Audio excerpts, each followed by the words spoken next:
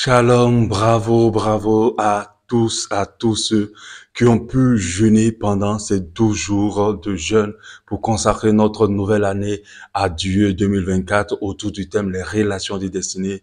Je te dis plutôt bravo à toi qui as eu la force de jeûner. Je sais que ça n'a pas été facile pour certains d'entre vous ou pour nous tous, évidemment, parce que se priver de nourriture, c'est combattre les désirs de sa chair et ce n'est pas facile. Mais je vais te dire à toi qui a aussi ici, même si tu n'as pas bien réussi tout, je te dis que Dieu te bénisse aussi pour l'effort que tu as fait, que Dieu nous bénisse tous, que notre année 2024 soit entièrement bénie et que ce soit une glorieuse année pour chacun de nous et que nous, toute l'assemblée s'élève dans une autre dimension et que chacun de nous se lève dans une autre dimension, que les jours des ténèbres sur notre vie soient tous brisés en 2024, que cette année soit le départ de la manifestation extraordinaire, extravagante, exagérée de Dieu sur notre vie à tous. Que Dieu vraiment nous bénisse tous. Moi, je suis très content ce matin. Je suis rempli de joie. Je suis rempli de force pour continuer à suivre encore davantage mon Jésus. Oh, qu'il est doux d'adorer et de louer Jésus-Christ de Nazareth. Notre Seigneur est tellement magnifique. Et je peux me priver de nourriture pour qu'il puisse, pour me rapprocher plutôt davantage de lui. Et c'est une grâce d'avoir pu faire ces 12 jours de jeûne. Nous sommes à notre dernier jour qui est une demi-journée parce que après le culte, nous arrêtons de jeûne. J'aimerais aussi bénir Dieu pour vous tous qui avez pu faire la retraite. Aïe, aïe, aïe, c'est que ça n'a pas été facile. J'ai fait cette retraite à plusieurs reprises. C'est moi qui l'ai initié et je l'ai fait à plusieurs reprises. Je sais ce qu'il y a dedans. À un moment donné, pendant surtout la période de minuit au matin, vous avez comme l'impression que votre estomac est coulé sur votre colonne vertébrale et ce n'est pas facile, c'est difficile. Mais nous le faisons parce que nous aimons le Seigneur. Nous le faisons aussi parce que nous voulons que Dieu intervienne dans nos vies avec puissance. Il n'y a pas de puissance, il n'y a pas de délivrance puissante sans sacrifice. Et la Bible dit que certains démons sortent par le jeûne et par la prière. Je crois qu'au nom de Jésus, tu as expérimenté ta délivrance pendant ces 24 heures de retraite spirituelle dans la présence de Dieu, afin que ta destinée soit bénie, qu'elle soit complètement restaurée. Aujourd'hui, c'est le jour 11.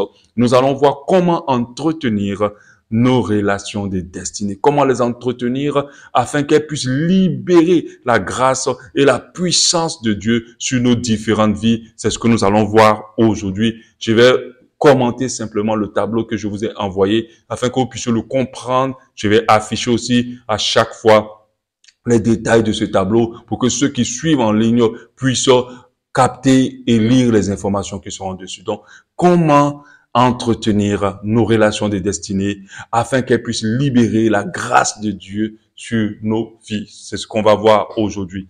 Donc, on va passer par catégorie de relations. Je prends la première catégorie, les relations ponctuelles. J'ai dit que ce sont des relations que Dieu permet pour un temps. Elles ne doivent pas dépasser le temps. Dieu les active pour un moment et pendant ce moment-là, elles vont libérer une grâce, une bénédiction sur nos vies et après, elles doivent s'arrêter.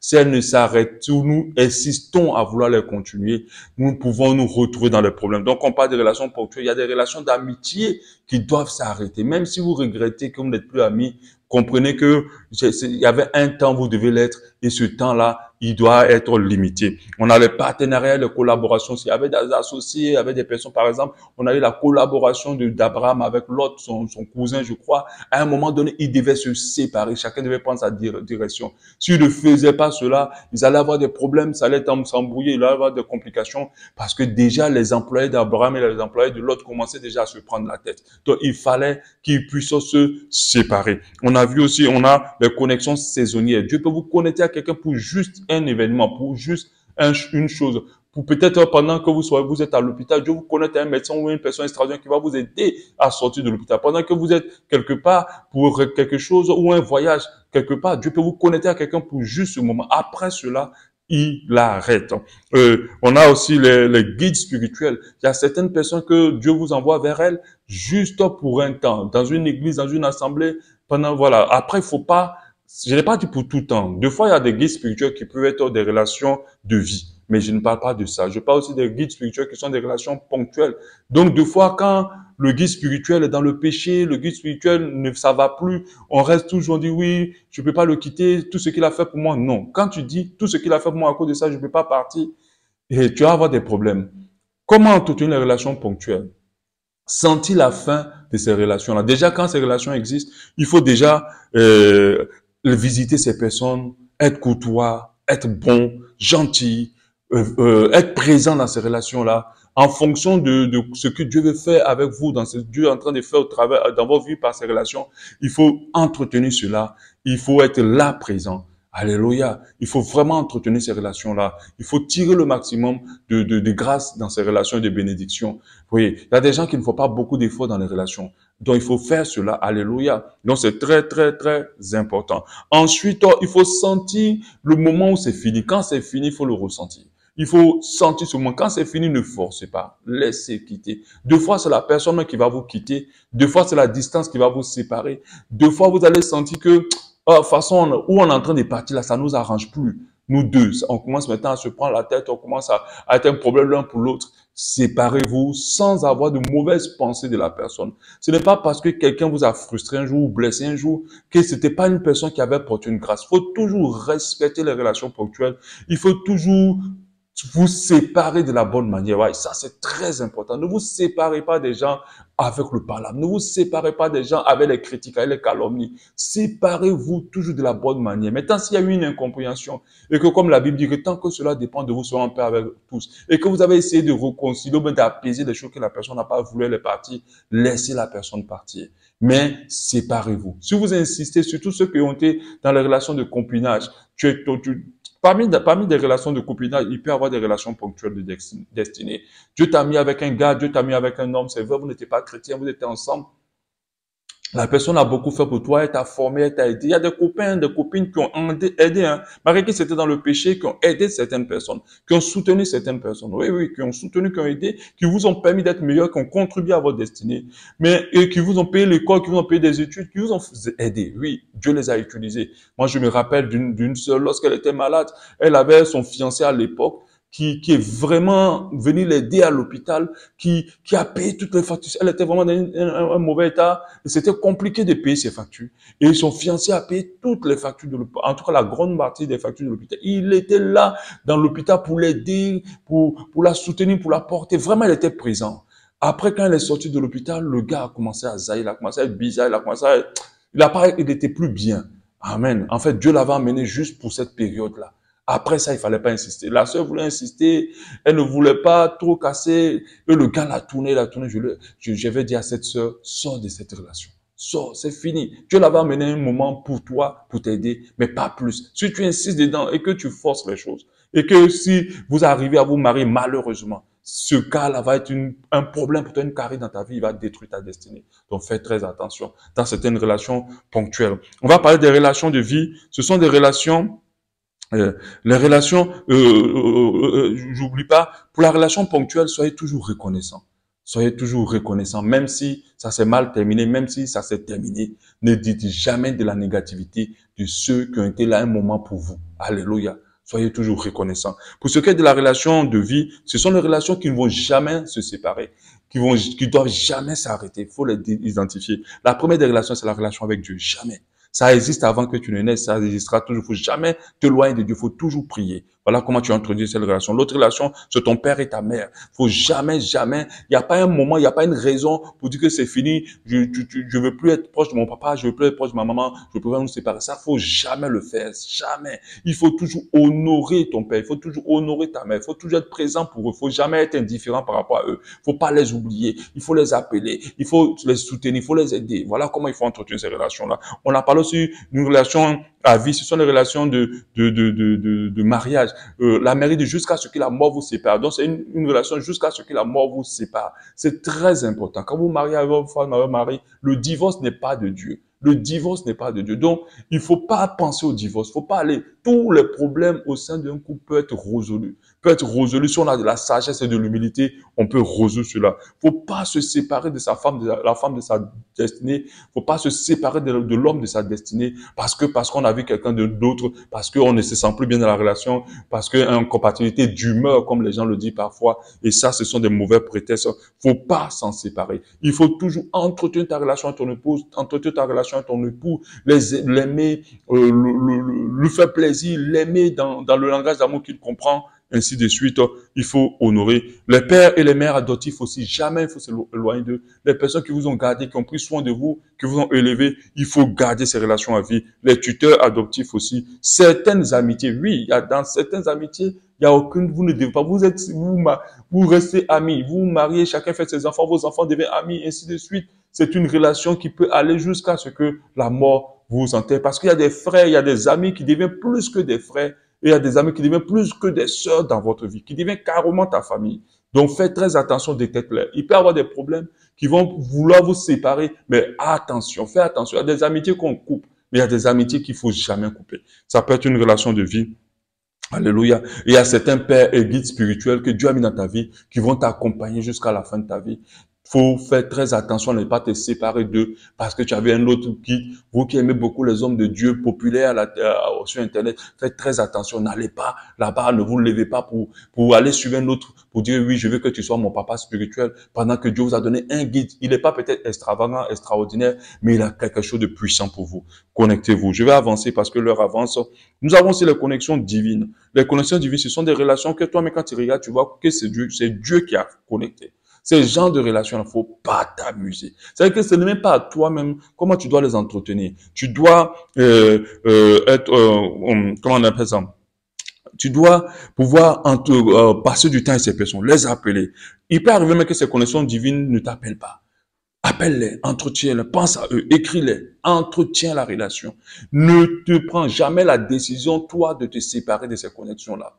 Que lorsqu'une séparation arrive, que ce soit peut-être le temps qui est passé sur la séparation, qui a permis la séparation, ou bien que ce soit la connexion divine qui est passée, ou bien la distance qui vous a séparés. Faites très attention à entretenir les connexions divines. Quand tu sens que la relation que tu as avec cette personne, le fait qu'on la manière dont vous êtes connu, Dieu est derrière, il faut entretenir cela. Je vais parler aussi des relations d'autorité, père spirituel, père spirituel, papa, maman, époux pour l'épouse, ainsi de suite, patron, pasteur, chef, responsable, Dieu qui est une autorité sur notre vie. Cette relation-là, pour l'entretenir, c'est très simple. Il n'y a pas mille choses à faire. Soumission, soumission, soumission, obéissance, honneur. Voilà les trois éléments. Soumission, obéissance, honneur. Vous devez être soumis à leur autorité. Vous devez la soumission, ce n'est pas le fait d'être apparemment hypocrite dans cette soumission, mais que dans ton cœur, tu acceptes l'autorité de cette personne et que tu reconnaisses que ce qu'elle dit, tu dois écouter et obéir. Obéissance aussi. Quand la personne te parle, il y a des gens, même quand l'autorité ne parle, ils répondent pas. Vous savez que c'est impoli, c'est pas bien éduqué. Quand une autorité te parle et tu réponds pas. C'est-à-dire, même si tu as écouté, même si tu n'as pas fait exprès, et puis on te dit, bon, je veux que tu fasses telle chose. Et puis tu t'en vas, et puis tu commences à le faire. C'est du manque de respect. Il faut toujours répondre pour dire, ok, j'ai compris, je vais le faire. S'il y a un problème, tu dis, tu penses pas, voilà, tu parles. Mais il faut respecter. Il y a respect aussi, il y a le quatrième chose, il faut respecter l'autorité. Obéissance, soumission, honneur. Il faut l'honorer aussi. Quand tu as la possibilité, tu as un pignon, tu as une chose, honore cette autorité-là. Honore Dieu, honore ton père, ta mère. Honore ton mari, il faut l'honorer. Il faut honorer tes patrons, tes responsables, tes chefs. Il faut honorer tes guides spirituels, ton pasteur, c'est très important. 5 ans, les relations d'âme. C'est-à-dire que Dieu vous a attaché d'âme avec quelqu'un. Vous aimez cette personne vous aime sans raison. Et il y a quelque chose que Dieu est en train de faire à travers cela, comme quand on parle de l'exemple de David et de Jonathan. Ça peut être une amitié profonde, ça peut être une relation d'amour aussi. C'est-à-dire que tu aimes quelqu'un, vraiment vous attaché d'âme. Ça peut être un père, un mère d'adoption qui t'aime aussi. Il y a des gens qui sont pas tes parents, mais qui t'aiment à un niveau que tu comprends pas. Ça peut être certains tuteurs, certaines tutrices ou certaines amitiés profondes, comme je l'ai dit. Veillez à ne pas blesser ces personnes-là, oui. Veillez aussi à ne pas vous laisser dans la frustration aussi, très important. Voilà. Parce qu'on est beaucoup sensible par rapport à ces personnes-là. Quand il y a une connexion d'âme, Quand il y a une connexion d'âme, il y a beaucoup de sensibilité. On est très vite frustré, on est très vite blessé et on est très vite choqué par certaines attitudes de ces personnes. Faites très attention. Vous savez, quand on aime, on blesse beaucoup. Ça, c'est une réalité. Quand tu aimes beaucoup quelqu'un, tu blesses parce qu'il y a une passion qui te pousse parfois à être frustré, parfois à réagir aussi négativement. Faites très attention. La connexion d'âme doit être entretenue avec beaucoup plus de délicatesse. Ne parlez pas n'importe comment. Ne laissez pas vos émotions être au devant dans cette relation. Surtout pas quand il y a une connexion d'âme. Ne laissez pas vos émotions être devant. David aurait pu tenir Jonathan pour un ennemi parce que c'était le père, le fils du monsieur qui voulait tuer sa vie. Mais David n'a jamais jugé Jonathan. Il a pris avec délicatesse. Il a entretenu la relation. Au point même que quand Jonathan est mort, il a pleuré. Et qu'il allait même chercher l'un des fils de Jonathan qu'il a levé en dignité après la mort de Jonathan pour honorer Jonathan. Donc faites attention. Honorez toujours les personnes qui vous aiment sans raison et qui investissent beaucoup en vous. Respectez leurs sentiments. Respectez leur amour. Ne vous dites pas que non, de toute façon, ils sont entre mes mains. Il y a des gens qui jouent avec les sentiments des autres. Faites très attention. Même si tu n'aimes pas quelqu'un, ne joue pas avec ses sentiments. Honorez ces personnes-là. Respectez les sentiments et l'amour qu'ils vous ont accordé. Accordez de la valeur avec ça. Ne jouez pas avec ça. Et ne soyez pas trop sensible aussi par rapport à tout. Tout le temps dans la frustration, tout le temps dans la susceptibilité. Évitez ça. Évitez ça. Parce que ce n'est pas Dieu qui va ce n'est pas la personne qui va se déconnecter de vous, mais c'est Dieu qui peut déconnecter cette personne de vous si vous continuez à vous comporter comme ça. Et si vous aimez quelqu'un sans raison et que vous sentez que c'est une relation de destinée, alors vraiment que cet amour-là vous permet de manifester 1 Corinthiens 13, l'amour supporte tout, l'amour et ne soupçonne pas le mal, l'amour est patient, vraiment manifester 1 Corinthiens 13. On va parler des relations de paternité comme des pères spirituels, c'est pareil, c'est la même chose comme les autorités, obéissance, soumission, écoute, respect, alléluia, respect, obéissance, c'est la même chose. Je vais parler des relations des gens qui vous soutiennent, qui vous aident sans raison. Et on va parler de certaines amitiés, certains guides spirituels, certains parents adoptifs, des patrons aussi qui peuvent être des responsables, des maîtres, des frères, des sœurs, des cousins. Ton oncle peut t'aider, toutes ces personnes-là qui viennent, qui t'aident, qui te traitent comme son enfant, qui vous t'aident, qui te soutiennent. Ce sont des relations d'aide. Donc, soyez toujours reconnaissants dans ce genre de relations-là. Toujours savoir dire merci. Ne prenez pas pour acquis tout l'aide que la personne vous apporte. Toujours savoir dire merci. Ne jamais être ingrat. Même si quelqu'un veut venir saluer le nom de cette personne, défendez la personne. Soyez toujours bon envers cette personne. N'ayez aucune déloyauté dans votre cœur. Soyez dans la loyauté envers les personnes qui vous aident. C'est la même chose pour les pères spirituels. C'est la même chose pour... Soyez loyal envers ces personnes-là. Soyez reconnaissant par rapport à leur soutien. Rappelez-vous toujours de leurs bienfaits, que des choses qui vous font, qui vous ont peut-être fait, qui vous ont fait mal. Ne tenez pas compte du mal qu'ils vous ont fait, mais tenez compte de tout le bien qu'ils vous ont apporté et tenez compte de cela et soyez reconnaissants. Parce qu'il y a des gens, les émotions négatives sont plus fortes dans leur cœur que tout ce qui est positif. Dès que tu les blesses, ils se rappellent plus de ton bienfait et ils passent à autre chose. Fais très attention. Tu vas rater une grâce si tu t'amuses à ça. Et Dieu a cette manie-là de pouvoir permettre à ce qu'il y ait un compromis, ou bien, non pas un compromis, un petit conflit, une mésentente entre toi et la personne qui porte ta grâce. Il permet tout ça. Parce que c'est pas l'humilité que Dieu bénit. C'est pas la reconnaissance que Dieu bénit. Donc faites très attention. Sois reconnaissant. N'envoie pas, ne jette pas l'eau du bébé avec le bébé. Le bébé est très important. Les bienfaits de cette personne sont très importants dans ta vie. Même si l'eau n'est pas propre, ne jette pas. Enlève le bébé puis jette l'eau. Alléluia. Faites très attention. Les vents contraires, les ennemis. Matthieu 5, 44 nous a dit de les aimer, de ne pas nous venger, de bénir, de ne pas maudire. C'est tout. Tu veux qu'un ennemi libère la grâce que Dieu a mis en lui dans ta vie. Bénis cet ennemi. Ne le maudis pas, ne l'en veux pas, ne pas des rancœurs, ne te venge pas toi-même. Et tu vas voir la grâce de Dieu va se manifester dans ta vie au travers des actions de cet ennemi. Cet ennemi, en voulant te détruire, va te monter en haut. On a nos ennemis, les calomniateurs. Tu entends que les gens parlent mal de toi, les adversaires, les concurrents, les agresseurs, parce qu'il y a des gens qui peuvent te faire le mal, les abuseurs, les malhonnêtes, toutes ces personnes-là. Faut pas les en vouloir, faut pas les combattre. Faut prier pour eux. Moi, je prie beaucoup pour mes ennemis. Prie pour tous ceux qui te font du mal. Prie pour tes ennemis. Alléluia. On va voir la dernière relation qui sont les maîtres, les mentors. C'est ceux qui viennent t'apprendre quelque chose. On a les coachs, on a les patrons, les maîtres, les mentors, les pasteurs, les enseignants, les guides spirituels, les pères, les mères spirituels aussi, biologiques, pardon, peuvent être des maîtres, des mentors. Ils peuvent t'apprendre les choses de la vie, les responsables. Ces personnes-là, il y a une seule chose qui est très importante, c'est de savoir écouter tout ce qu'ils disent.